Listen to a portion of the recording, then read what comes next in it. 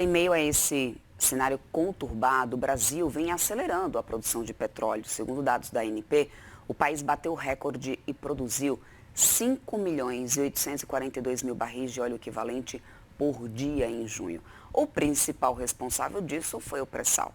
Para repercutir essa produção de petróleo aqui do barril e explicar mais para a gente o que significa, né, esse momento aí com tanta incerteza no mercado global de energia, a gente conversa agora com o Vitor Souza, que é analista de petróleo e gás da Genial, que já está aqui comigo. Vitor, muito bom dia para você, querido. Sempre bem-vindo aqui ao Morning Call. Muito bom dia, obrigado pelo convite e espero ajudar no que for possível. Vitor, vamos lá, uma alta importante nessa produção aqui no Brasil, né? No momento oportuno, que a gente tem também essa situação lá no Oriente Médio, mas eu quero entender do teu ponto de vista, se é esse aumento de produção, se ele é estrutural, ele é sustentável, dá para a gente esperar um aumento gradativo dessa produção, ou se foi um efeito pontual nesse momento, como explicar esse aumento agora? Olha, como você já antecipou, o efeito não é que ele seja pontual, ele é resultado do trabalho que tem sido feito com o pré-sal, que é um excelente ativo, e que se você soma isso à excelente capacidade técnica da Petrobras, é exatamente isso que a gente pode observar. Entretanto, o que quem está em casa tem que entender é que o petróleo, ele é um insumo não renovável, né? Ele é uma fonte energética não renovável. Sendo assim, você precisa estar o tempo todo investindo em novas fronteiras exploratórias, etc. e tal. E por que eu falo isso? Porque o próprio Ministério de Minas e Energia, ele fala que a produção do pré-sal, ela deve começar a declinar a partir de 2030, tá? E isso é um declínio natural dos poços, não é? E não é só pré-sal, perdão, também tem o bacia de Campos, etc. Mas o ponto é o seguinte, a partir de 2030, a produção agregada do Brasil deve passar por uma virada de chave e a solução para evitar esse declínio é encontrar novas fronteiras exploratórias, como tem sido a margem equatorial.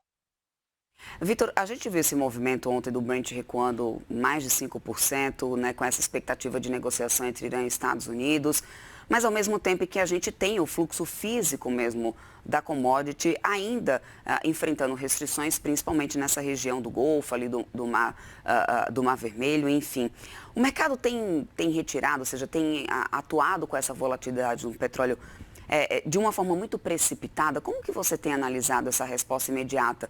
Porque eu fico pensando como que fica a situação das empresas para poder atuar e decidir qualquer tipo de contrato nesse momento com tanta volatilidade. Eu acho que quando uma empresa ela vai entrar num determinado projeto, ela não observa muito para o que a gente chama de volatilidade diária. Ninguém está tomando decisão de investimento, vai abrir o poço Y, vai fechar o poço Z, porque o preço do petróleo está caindo 5%, está subindo 10%, de acordo com uma canetada do presidente Trump. Eu falo isso porque a gente olha muito mais para o que a gente chama de preço de longo prazo. Qual é o preço de longo prazo que traz o equilíbrio perfeito entre a oferta e a demanda? E isso a gente consegue ver em contratos futuros que já são negociados a partir de hoje, mas, enfim, o petróleo já está sendo negociado em 2026, 2027, 2028, 2029, 2030, e a partir dessa referência que as empresas tomam para poder fazer seus investimentos, entendeu? Então, assim, essa volatilidade de curto prazo tem... Então, assim, no final do dia o que a gente observa é muito o patamar médio do preço do petróleo e não a volatilidade diária. Dito isso, o patamar médio de longo prazo, ele está em patamares muito saudáveis, tá?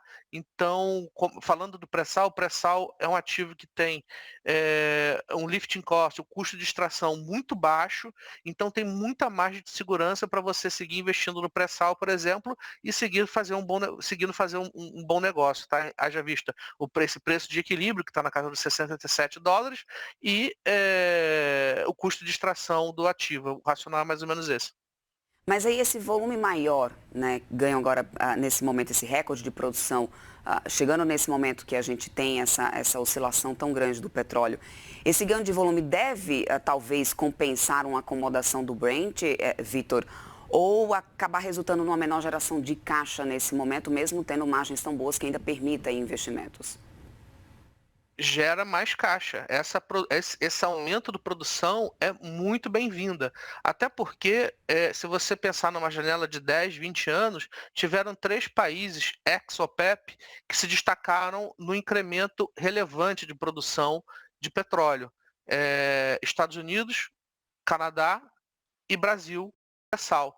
Então, o Brasil tem sido muito beneficiado de estar expandindo a produção exatamente no momento em que os preços do petróleo estão mais altos. Então, então assim, o melhor dos dois mundos está acontecendo nesse exato instante. Tá? Não à toa, o nosso dólar aí está na casa dos cinco reais, né? Então, se fosse o contrário, estivéssemos produzindo menos, etc., a moeda já estaria numa situação muito mais complicada.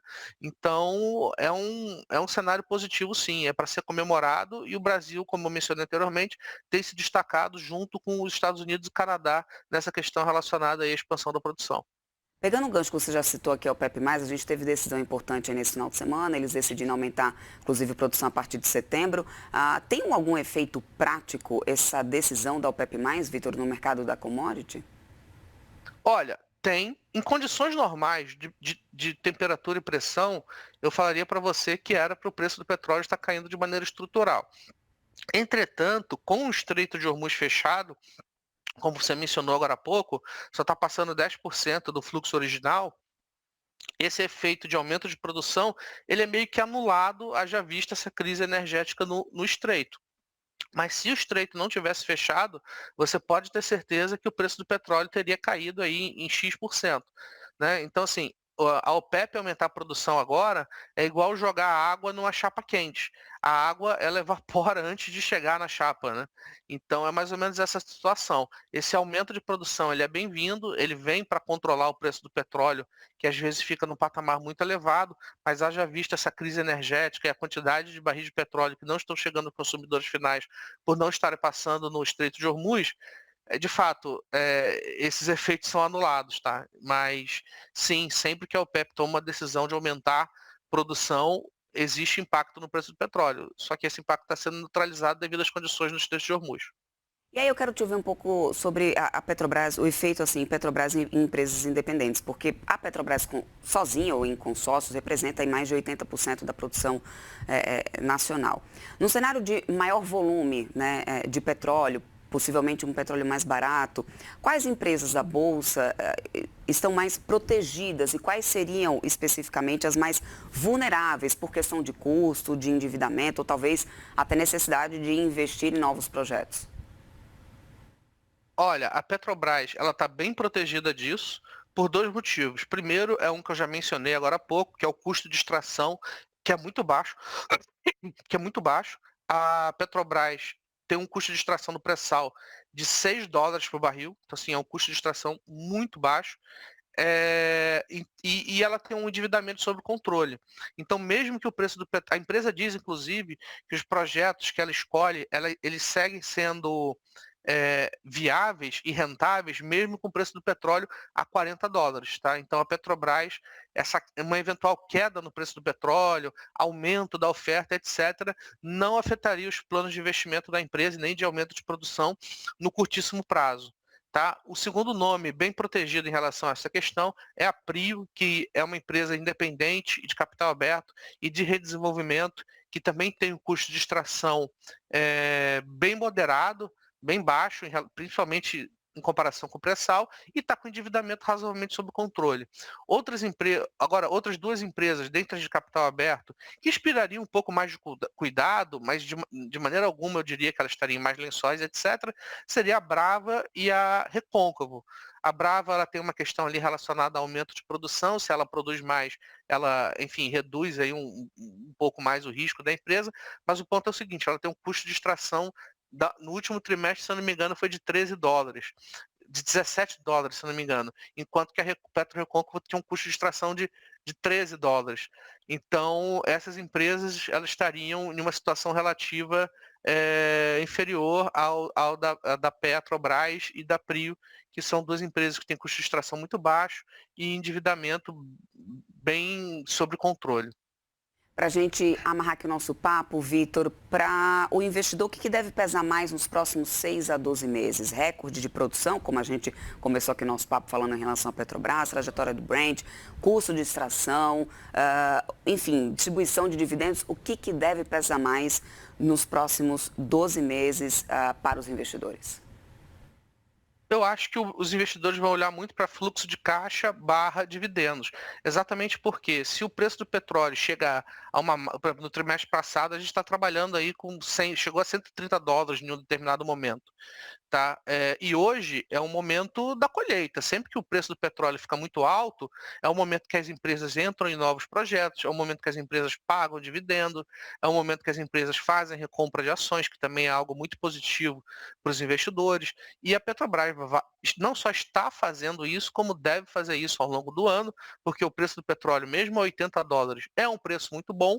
Então a gente está falando aí de empresas, pegando a Petrobras, que está expandindo a sua produção, tem baixos custos de extração, tem endividamento sob controle e tem tudo para pagar dividendos regulares e também dividendos extraordinários. E dentre os nomes que eu citei, os dois cases que estão fazendo isso melhor é exatamente a Petrobras e a Prio, devido às condições que eu mencionei: baixo custo de extração, endividamento sob controle e aumento da produção. Vitor Souza, canalista de Petróleo e Gás da Genial. Meu querido, muito obrigada. Sempre bom bater um papo contigo. Boa semana para você. Até uma próxima, Vitor. Muito obrigado, boa semana e até a próxima.